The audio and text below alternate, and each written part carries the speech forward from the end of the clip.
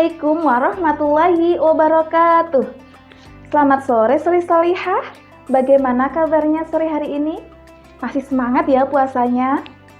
Bu Ama mau tes dulu nih jargon kita. Pesantren Ramadan virtual, sehat dan gembira bersama pesantren Ramadan virtual. Baik Sri Salihah, pada kesempatan sore hari ini, Bu Ama mau bercerita mengenai nuzulul Quran. Ada yang tahu apa itu nuzulul Quran? Ya, nuzulul Quran adalah peristiwa pertama kali diturunkannya Al-Quran kepada Nabi Muhammad SAW. Simak baik-baik ya ceritanya Bu Ama. Pada sebuah puncak gunung yang bernama Jabal Nur, ada sebuah gua kecil yang bernama Gua Hira. Pada tanggal 17 Ramadan di malam hari, ada seorang laki-laki tampan yang duduk bersemayam di dalam gua itu. Siapakah laki-laki itu? Ya, laki-laki tampan itu bernama Muhammad. Beliau memiliki gelar Al-Amin, yang artinya orang yang dapat dipercaya. Muhammad ini belum menjadi seorang nabi. Beliau punya kebiasaan menginap di dalam gua. Mengapa dia menginap? Nah, ini masalahnya.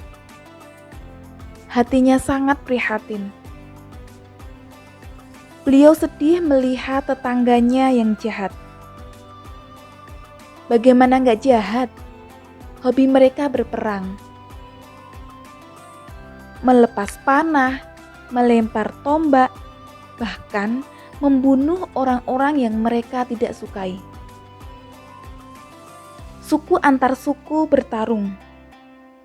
Kalau mereka menang, perempuan dan anak-anak dibawa ke rumah dijadikan budak.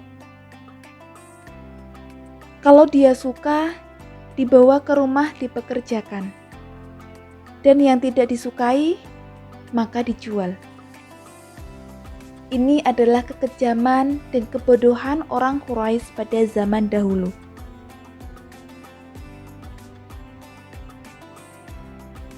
Tak hanya itu, mereka setelah berperang biasanya menuju ke Ka'bah.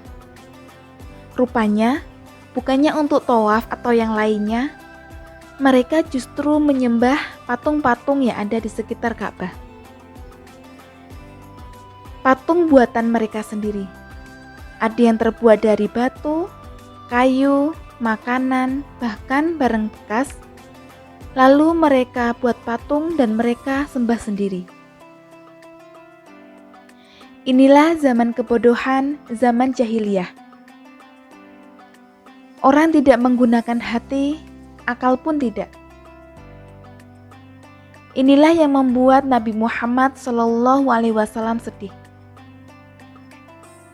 Bahkan ada nih, sampai hati orang tua membawa anaknya ke padang pasir.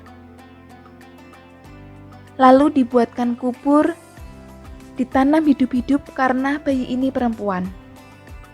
Mereka malu memiliki bayi perempuan. Mereka bangga jika memiliki bayi laki-laki.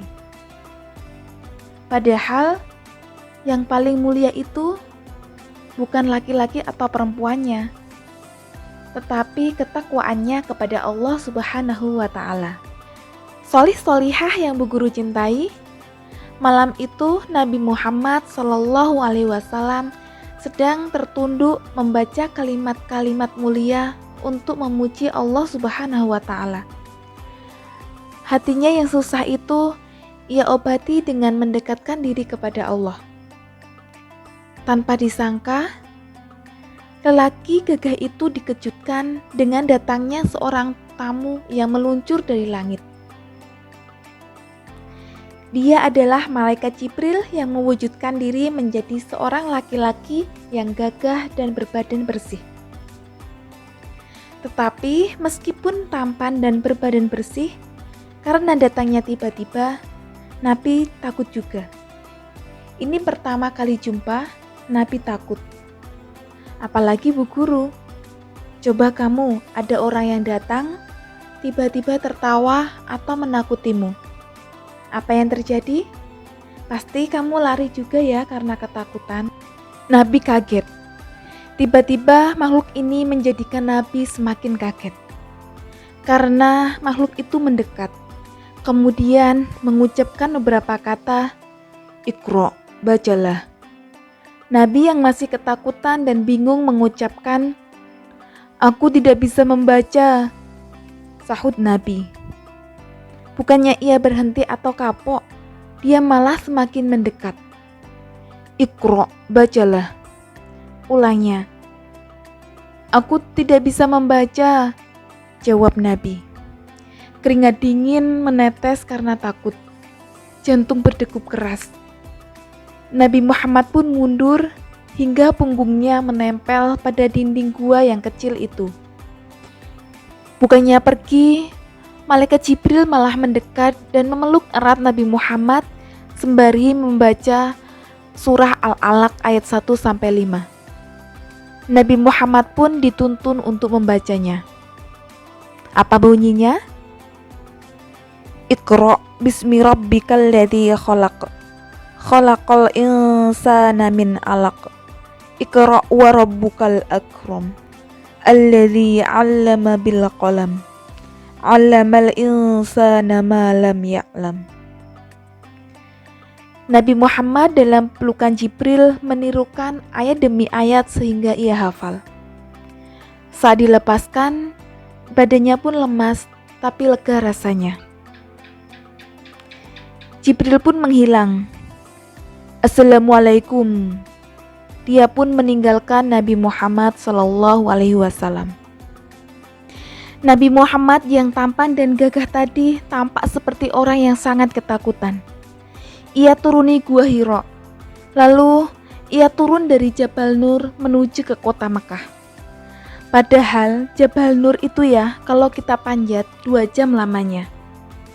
Ditambah pada zaman dahulu itu belum ada tangganya. Batunya tajam-tajam, pasirnya tajam lembut dapat melukai kaki. Beliau tergegas, mungkin terluka, mungkin terguling. Karena ketakutan, beliau buru-buru sampai rumah. Lalu mengetuk pintu. "Khadijah, bukakan pintu Khadijah." Khadijah membukakan pintu melihat suaminya dalam keadaan kedinginan. Kemudian ia mengatakan, "Selimuti aku Khadijah, selimuti aku."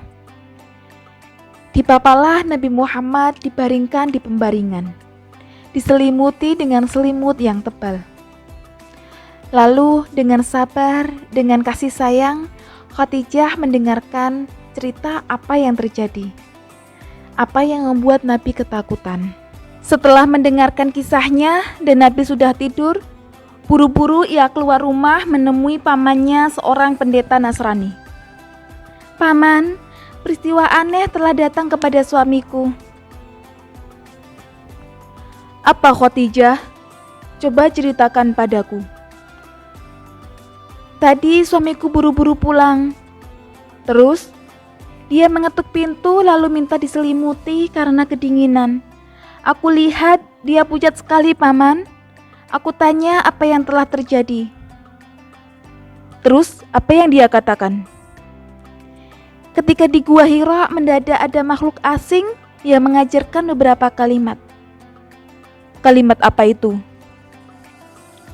Lalu Khadijah mengatakan kalimat-kalimat yang ada pada surah Al-Alaq ayat 1-5. Tampak wajah yang tua itu berkerut mendengarkan dengan kesungguhan hati. Tapi dalam hatinya muncul rasa bahagia. "Allah, Khadijah, jangan takut.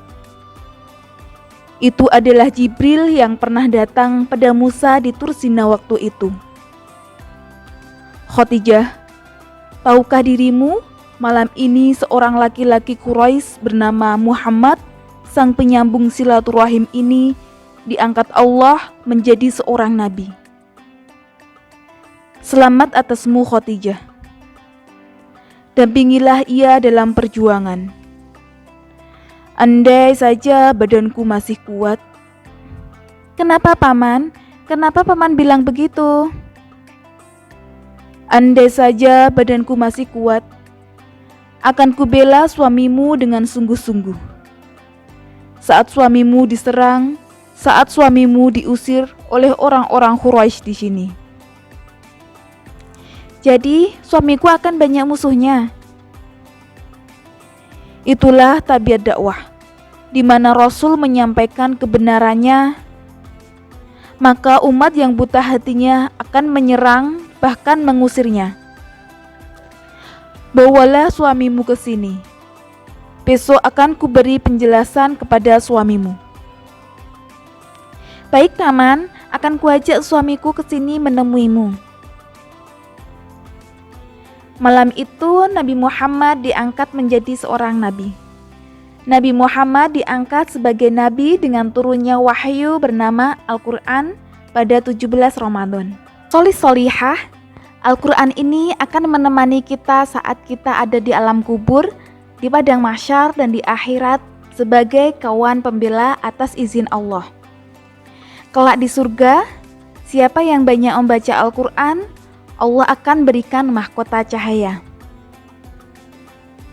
Dan saking mulianya Ramadan sebagai malam diturunkannya Al-Quran, Allah memberikan Lailatul Qadar pada salah satu malam di bulan Ramadan. Pada malam itu, segala amal baik manusia memiliki nilai lebih baik. Solih-solihah, itu tadi materi kita pada sesi kali ini. Semoga kita dapat mengambil hikmah dari kisah nuzulul Quran. Dan bagi yang belum menyimak materi video sebelumnya, silahkan bisa klik link deskripsi yang ada di bawah ini. Ya, sekian dari Bu Ama. Bu Ama akhiri. Wassalamualaikum warahmatullahi wabarakatuh.